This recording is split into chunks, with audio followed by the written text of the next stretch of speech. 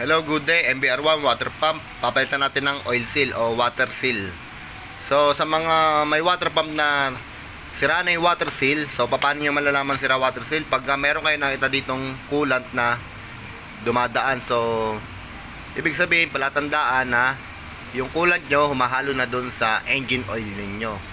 So, magkukulay green or blue yung langis nyo.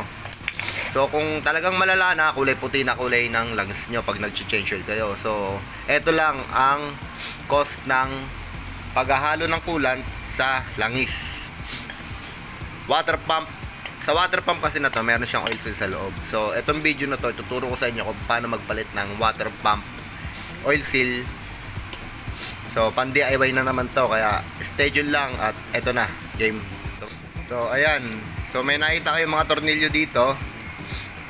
Ito, nilawagan ko na itong mga to. So, isa, dalawa, tatlo. Yan yung nakakabit dun sa inyong cylinder head. So, itong apat na to, yan yung pinaka-tornilyo na itong water pump. Tsaka dito sa likod, meron siyang dalawang bolt na 8mm na bolt. So, yan ang tatanggalin natin para ma-disassemble natin itong water pump para mapalitan natin ng oil. And start na tayo. Baklasin na natin to. Game. Galin nyo muna yung tornilyo. Apat na bolt.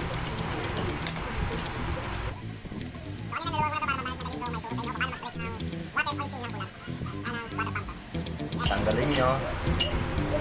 So pagka natanggal nyo na yung apat na bolt nito, ito na makikita nyo. Pwede nyo tanggalin.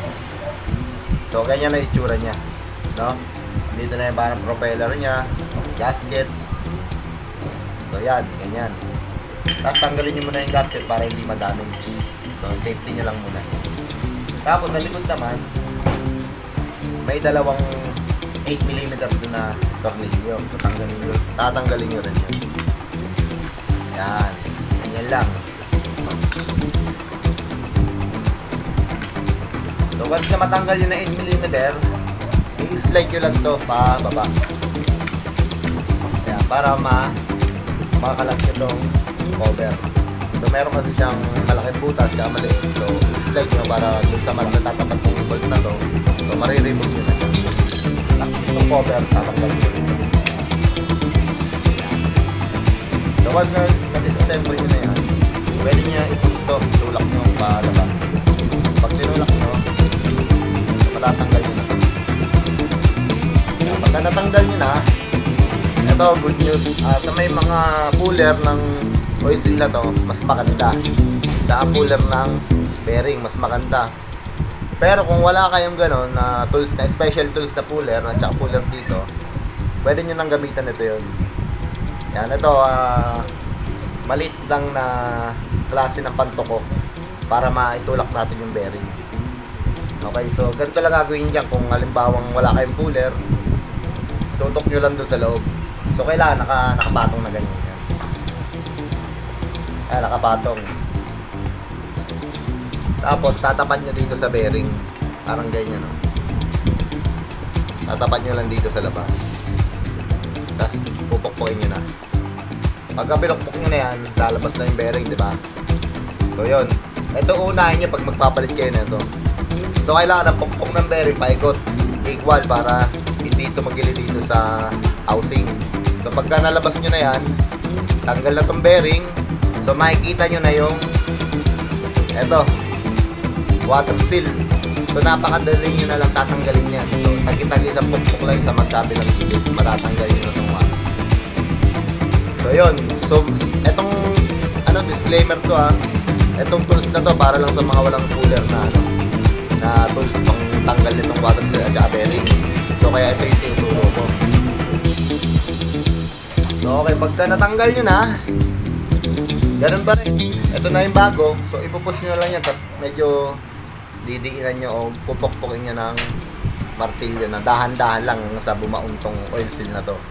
Pangalawa, pag nailagay nyo na rin bearing, so goods na siya, okay na, na-assemble nyo na. Tsaka nyo na ibalik yung yung hélice na to. Ayan, lalagay nyo na to dito. So, lalagay nyo lang siya ng lubricant para dumulas. Hindi ma-damage itong oil seal na bago.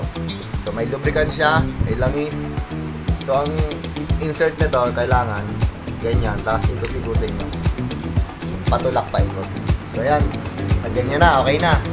Babalik nyo na yung gasket. So pagka luma-luma na, di quality ng gasket, iba na eh. Lagyan nyo na rin ang pandikit, yung gasket maker. So ganyan, lagyan na natin yan.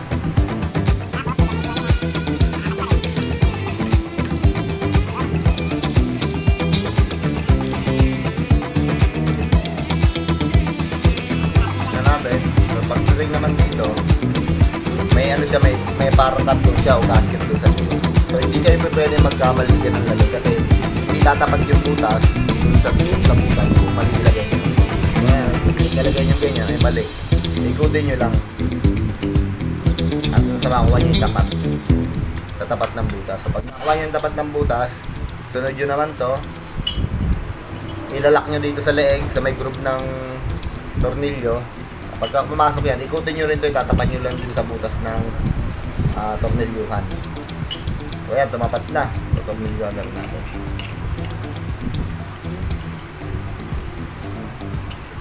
Yan. So ganun lang, napakasimple lang magpalit ng water oil seal ng water pump. So yun, okay na. Ito lang. Water pump, assemble na ulit natin. So napakasimple lang.